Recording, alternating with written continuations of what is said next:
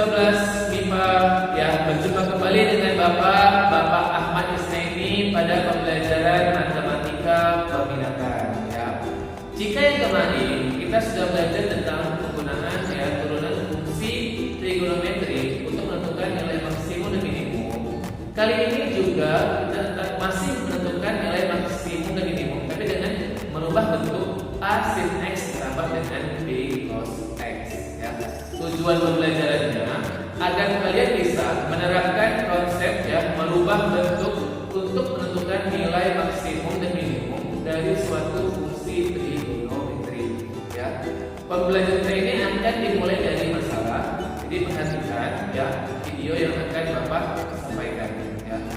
Semangat pagi.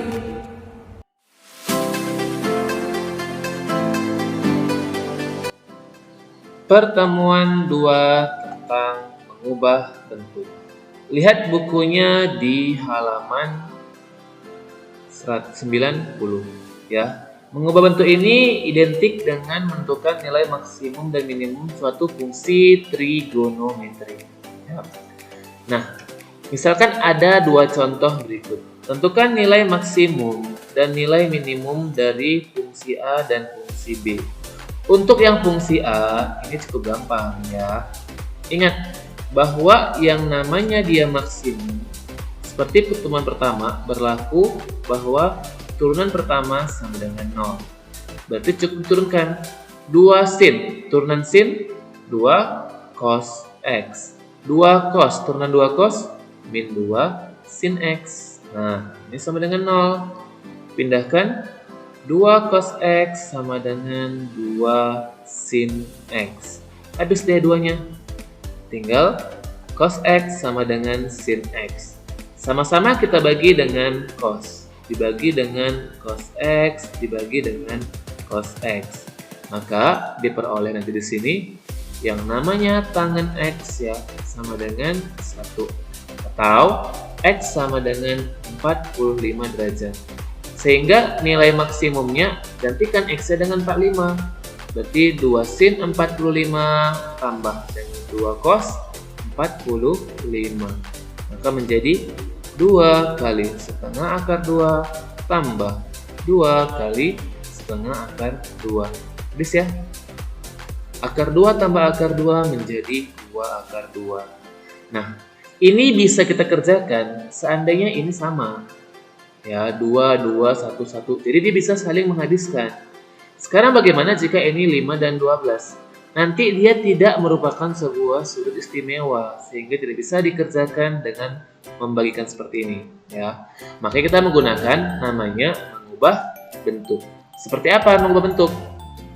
Jika ada nanti bentuknya ya, bisa kita buat seperti ini, bentuk umum sesuai dengan yang di buku. Ya, yakni A sin X ditambah dengan B cos X. Bisa kita rubah menjadi K cos X dikurang dengan alfa ya. Dimana nanti ada hubungan K dengan yang diketahui. Yakni K itu adalah akar dari A kuadrat tambah dengan B kuadrat. Dan tangen alfa ini diperoleh dari koefisien sinus dibagi dengan koefisien cos atau sama dengan A per B. Nah, untuk mencari alfa tidak sembarangan ya. Akan memiliki 4 kondisi. Dilihat dari sin dan cosnya. Maka kita akan tahulah kuadrannya ya. Jika nanti sinnya positif, cosnya positif, maka dia di kuadran pertama. Sinnya positif, cosnya negatif, maka sin alfanya di kuadran kedua. Sinnya negatif, cosnya positif, ini di kuadran keempat. Dan sinnya negatif, cosnya negatif, ini di kuadran ketiga. Ya, ini untuk menentukan sudut alfanya. Nah, kita lihat contoh soal yang tadi. Diketahuilah fx-nya adalah 5 sin x tambah dengan 12 cos x. Tentukan nilai maksimumnya. Jadi, ingat, sesuai dengan bentuk umum, ini namanya A, ini namanya B. Kita rubah dulu menjadi bentuk K cos X dikurang alfa. Oke, K sama dengan ya akar dari A pangkat 2 ditambah dengan B pangkat 2. A-nya adalah 5 ya, B-nya adalah 12. 5 pangkat 2 adalah 25 dan 12 pangkat 2 adalah 144. Maka ini hasilnya adalah 169 sama dengan 13. Untuk tangen alfa, ini adalah koefisien sin per koefisien cos. Maka hasilnya 5/12. Kita beruntung yang ditanya itu adalah nilai maksimum. Maka kita nggak penting mau tahu A-nya ini berapa. Kita hanya perlu tahu nilai cos paling tinggi itu adalah 1. Ya. Ingat, cos itu maksimum adalah 1, minimum adalah -1. Selalu. Tetapi dalam pengerjaan soal saja berbeda. Nah, kita kembalikan ke soal dulu ya. Maka fx-nya tadi berubah menjadi k cos 13 cos x dikurang alfa. Yang diminta adalah nilai maksimum. Maka untuk maksimumnya kita anggaplah cosnya sama dengan 1. Sehingga nilai f maksimum adalah 13 kali dengan 1. 13. Kan kita nggak bisa mengerjakan pakai cara yang pertama tadi ya, menggunakan turunan, itu tidak bisa. Nah, sekarang coba kita lihat contoh di halaman 93 soal nomor 6. Halaman 93 soal nomor 6. Di mana pennya ini?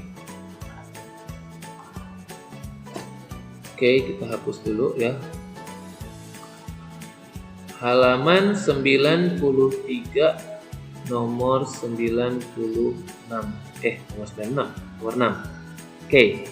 Diketahuilah fx-nya itu adalah 2 per 4 cos x ditambah dengan sin x ditambah dengan 12. Tentukan nilai maksimum dan nilai minimum. Perhatikan, ini tidak sama koefisiennya, sehingga kita harus merubah bentuk.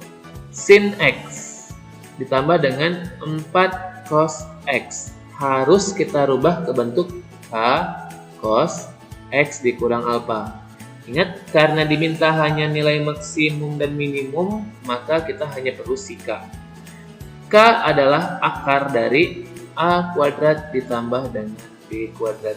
Maka hasilnya adalah akar 1 pangkat 2 tambah 4 pangkat 2.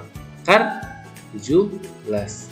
Sehingga fx-nya ini menjadi 2 per akar 17 cos x dikurang alfa ditambah dengan 12. Di sini yang tadi Bapak katakan, tidak selalu cosnya positif maka nilainya positif ya. Untuk mengerjakan ini, buat kondisinya yang umumnya aja. Anggap cos x kurang alfanya sama dengan 1. Anggap cos x kurang alfanya sama dengan -1. Nah, nanti di sini 1 apa hasilnya? Di sini -1 apa hasilnya? Di antara dua ini, maka tentukanlah siapa yang maksimum dan siapa yang minimum. Ini silakan dilanjutkan di buku catatannya ya. Nanti akan Bapak periksa. Ingat, jika kurang paham silakan ditanyakan di Discord. Baik, demikianlah materi kita untuk pertemuan yang kedua. Terima kasih. Bagaimana anak semuanya? Apakah materi tadi yang Bapak jelaskan bisa dipahami dengan baik? Ingat, jika masih ada pertanyaan, silahkan tanyakan di kolom pembahasan di Discord. Baik, sebagai kesimpulan kita untuk pelajaran kita hari ini, yang pertama itu bahwa bentuk A sin x ya ditambah dengan B cos x bisa dibalik ya, bisa dirubah menjadi bentuk K cos x dikurang P atau K cos x dikurang alfa ya, dimana K itu adalah akar dari A kuadrat ditambah dengan B kuadrat. Dan ingat juga materi yang lalu bahwa untuk sinus dan kosinus nilai maksimumnya adalah 1 dan nilai minimumnya adalah -1 ya. Perbanyak cara kalian mengerjakan soal ya, agar kalian bisa memahami materi ini lagi dengan lebih baik. Demikianlah materi kita untuk hari ini ya. Tetap jaga kesehatan, tetap di rumah agar kita masih bisa bertemu pada